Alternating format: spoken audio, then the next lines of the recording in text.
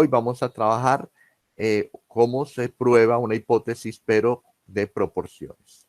Se quiere probar la hipótesis con un nivel de confianza del 95% de que el uso de plaguicida orgánico XR genera una reducción del 8% de contaminación por la mosca de la fruta. Para ello, se toma una muestra de 150 manzanas de cultivo de 5 hectáreas y de ellas 15 están contaminadas. Probar si es factible usar el estadístico de prueba de proporción para la fruta contaminada. B. ¿A qué conclusión se llega a partir de los resultados de la muestra? C. ¿Qué recomendación haría según las conclusiones? Entonces, de acuerdo a este contexto, no me están hablando de promedios, nos están hablando de porcentajes. Entonces me dice que el experimento consistió en tomar 150 manzanas y de estas 150 manzanas recogidas se estudió una por una y se encontró que 15 manzanas estaban contaminadas.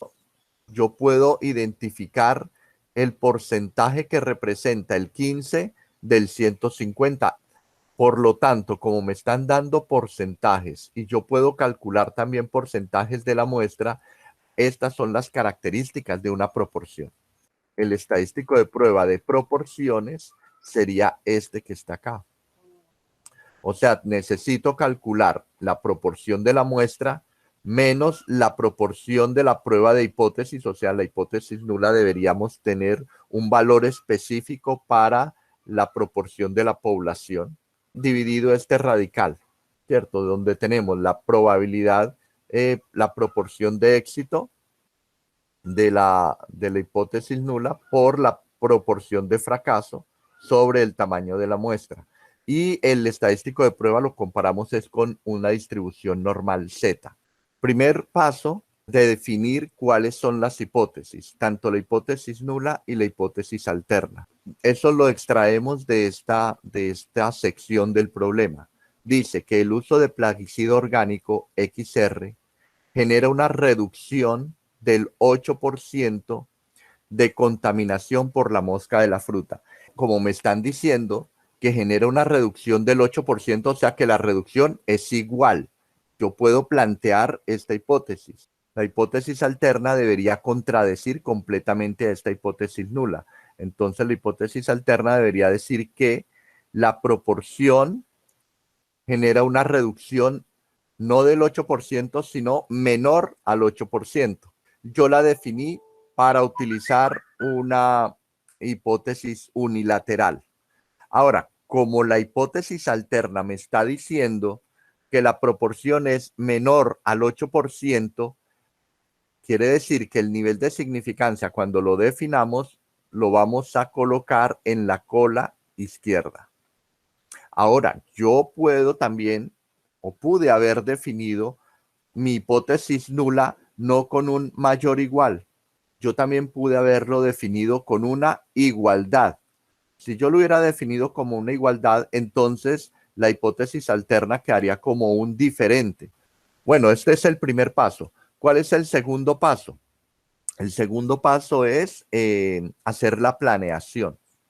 De acuerdo al enunciado, ¿en qué consiste la planeación? Probar la hipótesis.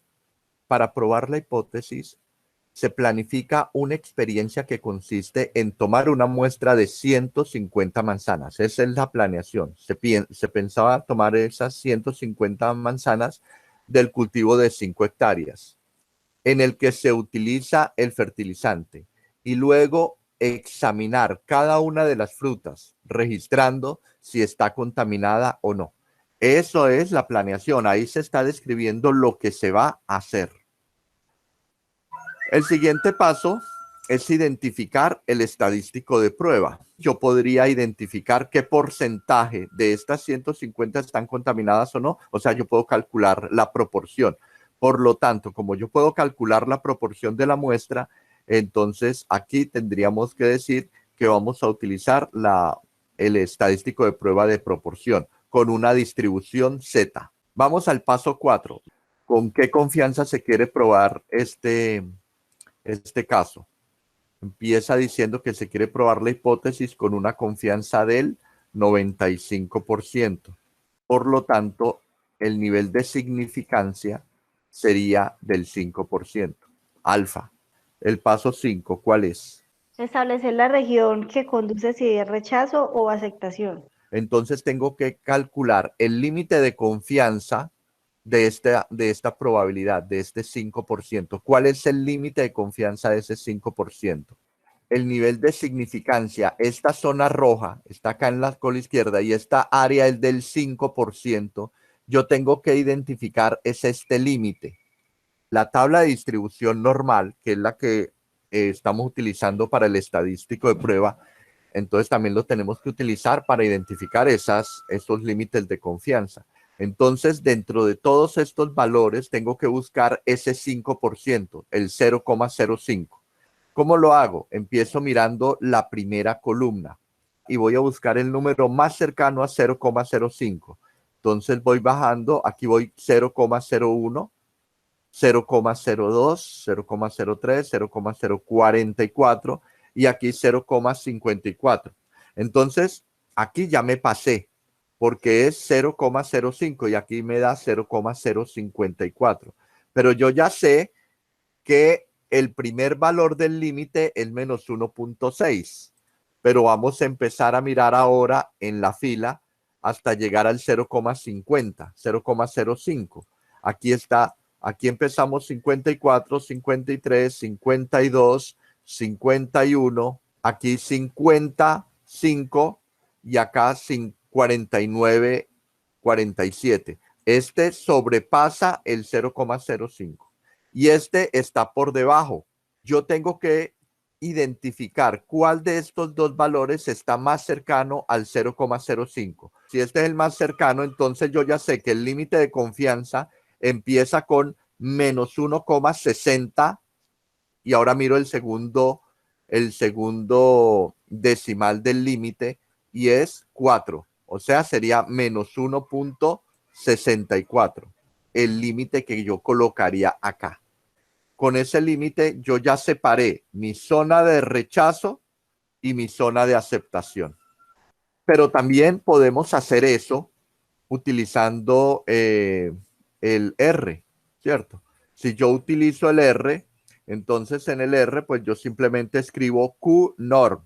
O sea, el Q es para identificar límites de confianza con una distribución normal.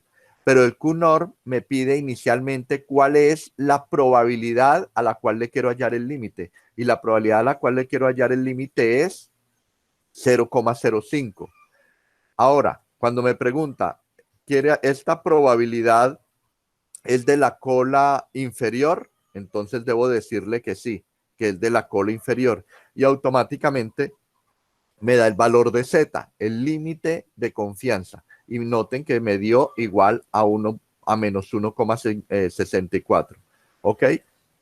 Aunque en el R no me da exactamente el valor de menos 1,64, da otro valor, pero yo puedo utilizar una aproximación. Permítanme, yo voy a abrir el R y lo hacemos en el R para mostrarles cómo hacer aproximaciones a dos decimales. Ahora, como la distribución es estándar, y la distribución estándar toma promedio 0 y desviación estándar 1, eso ya lo tiene por defecto, eso lo dejo tal cual, no le voy a mover esto. Ah, mira, y por defecto está diciendo que esta probabilidad va a estar acumulada en la cola izquierda, porque dice que lower tail es true. Entonces yo no tengo que escribir más. Si quiero le escribo el lower tail. Si yo ejecuto esto, control enter, noten que me da menos 1,644854. Pues aquí uno a simple vista lo aproxima. Es menos 1,64. ¿Cómo podría también aproximar este valor aquí en la distribución en el R? Pues yo puedo utilizar la función round. Round, ¿qué necesita? Primero necesita el número que quiero redondear. Ah, quiero redondear el valor que me genera este límite. Entonces voy a copiar este dato y lo pego acá, coma. Y después de la coma debo colocar ¿cuántas aproximaciones quiero? Quiero 2 decimales de aproximación, coloco el 2. Si ejecuto eso, entonces noten que ya me generó el valor de z con 2 decimales de aproximación. ¿Cuál es el paso que viene? Entonces aquí dice que al cabo de la cosecha se toma una muestra de 150 manzanas del cultivo de 5 hectáreas y de ellas se registró, o sea, ya en el libro de campo, en ese archivo de Excel, se registró que 15 de esas manzanas estaban contaminadas. Y de este resultado se encuentra que la probabilidad de éxito, ¿cuál es la probabilidad de éxito? 15 sobre 150, o sea que sería 0.1. Si llevamos esto a porcentaje sería 10%. ¿No? Entonces podríamos decir que el 10% de las manzanas estaban contaminadas. ¿Por qué lo consideramos probabilidad de éxito? Porque precisamente estaba buscando el porcentaje de fruta contaminada. Automáticamente podemos identificar también la probabilidad de fracaso. Entonces, ¿cuál es la probabilidad de fracaso? Que sería 1 menos la probabilidad de éxito. O sea que 1 menos 0.1 me daría 0.9. La probabilidad de éxito y la probabilidad de fracaso son complementarias. La suma de ellas me debería dar el 100%. ¿Listo? ¿Cuál es el paso 7 entonces? Entonces se va a calcular el estadístico de prueba. Entonces el estadístico de prueba sería este, ¿cierto? Sería Z mayúscula igual a la proporción de la muestra menos la proporción de la población. Pero esto, ¿cuándo lo puedo utilizar? Antes de utilizar esto, debería hacer este cálculo. Multiplicar el tamaño de la muestra por 1 menos P. 1 menos P sería la probabilidad de fracaso. ¿Cuánto es N? ¿Cuánto es el tamaño de la muestra? 150 manzanas recogidas. Y la probabilidad de fracaso, 0.9. Entonces multipliquen 0.9 por 150. Y 135 es mucho mayor, es mayor a 10, ¿cierto? Por lo tanto, esta es una condición para poder utilizar este estadístico. O sea que se está cumpliendo porque el valor que me dio fue mayor o igual a 10. Bien, entonces ya sabemos que sí podemos utilizar esta fórmula. Bueno, estábamos aquí, entonces reemplazamos, ¿cierto? Ese 0.90, como es el estadístico de prueba, 0.90 me daría como por acá, inclusive más corrido porque es casi en el 1. 0.90 es mucho mayor a menos 1.64. ¿Qué decimos? La hipótesis nula que teníamos era que la hipótesis, que la proporción era mayor al 8%, mayor o igual al 8%. Entonces aquí estoy diciendo aceptamos esta hipótesis nula. ¿Qué conclusión entonces podemos dar? Que el uso de plaguicida orgánico XR genera una reducción del 8% o mayor, ¿cierto? Una reducción del 8% o mayor de contaminación por la mosca de la fruta. Entonces, es efectivo ese plaguicida orgánico, es lo que estaría diciendo.